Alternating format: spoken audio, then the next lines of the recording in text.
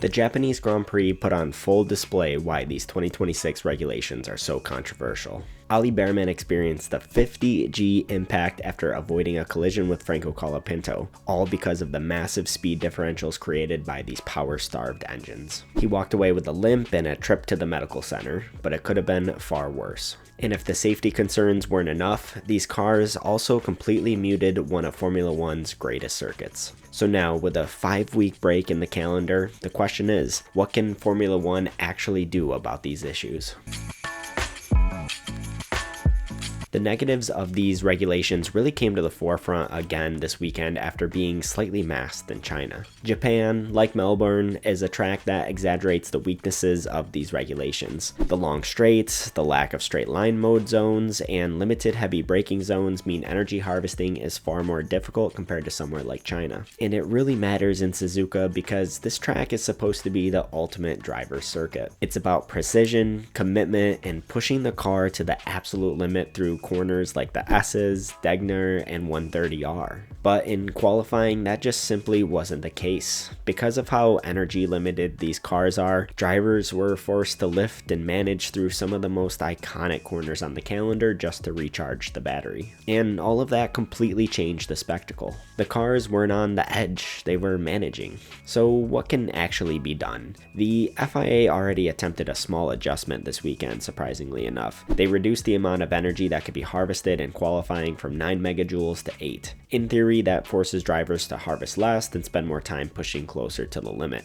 It was never going to fix everything, but it was a step in the right direction. And honestly, it likely prevented things from looking even worse than they did. Looking ahead, there will always be some variation depending on the track. Some circuits like China will naturally mask the issue because of heavier braking zones. Others like Japan will continue to expose it. But there are still a few relatively simple adjustments the FIA could make. They could further reduce harvesting limits, reduce total deployable energy, and allow teams more freedom in when and where they use straight line mode. The first two would technically slow the cars down, which the drivers wouldn't necessarily love, but it's not something that the viewers would really notice, which is good for the spectacle. What we would notice though is that it would allow the drivers to push more consistently and reduce the amount of lifting and coasting and super clipping. And giving teams more control over straight line and corner modes would reduce drag usage inefficiencies and improve how the energy is used overall. None of these changes would completely fix the regulations, but they are small levers that could noticeably improve the product.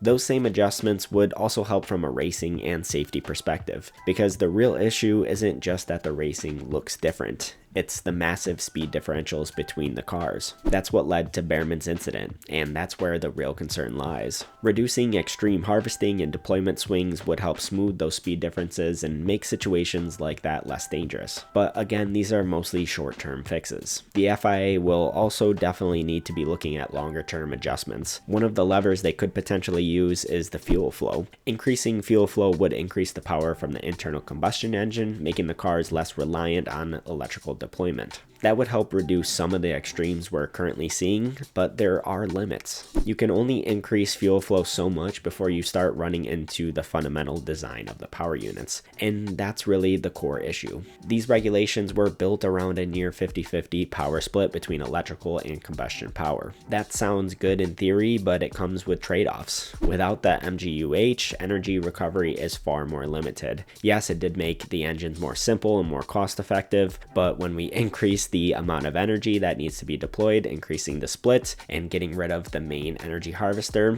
that makes it quite tough. So when we get to tracks like Japan, where you don't have very many heavy braking zones, the system really just struggles. There's also smaller things that could help. For example, improving how drivers are alerted to cars that are dramatically slower. The rear lights already indicate harvesting and deployment, but at 200 miles an hour, that's not always easy to process. Finding some solution to make it even more clear when there is such a big speed differential could help drivers react more appropriately and be more safe. But something else that we have to consider in the safety of these regulations are the drivers themselves. They're still adapting to these new regulations. They're used to a completely different way of racing. They're used to smaller speed differences where you can move slightly before a braking zone to defend. But now with much larger speed deltas, that same instinct becomes far more dangerous. It's a completely different style of racing that drivers and teams are still learning in real time. Just like we've already seen the yo-yo racing decrease a little bit in Japan, I'm sure over time drivers will also learn to be more aware of these speed deltas and become more used to it. So to wrap everything up, what can Formula One actually do about these issues? In the short term, quite a bit actually. They can tweak harvesting limits, adjust deployment, and give teams more flexibility, all of which would improve both the spectacle and the safety to a degree.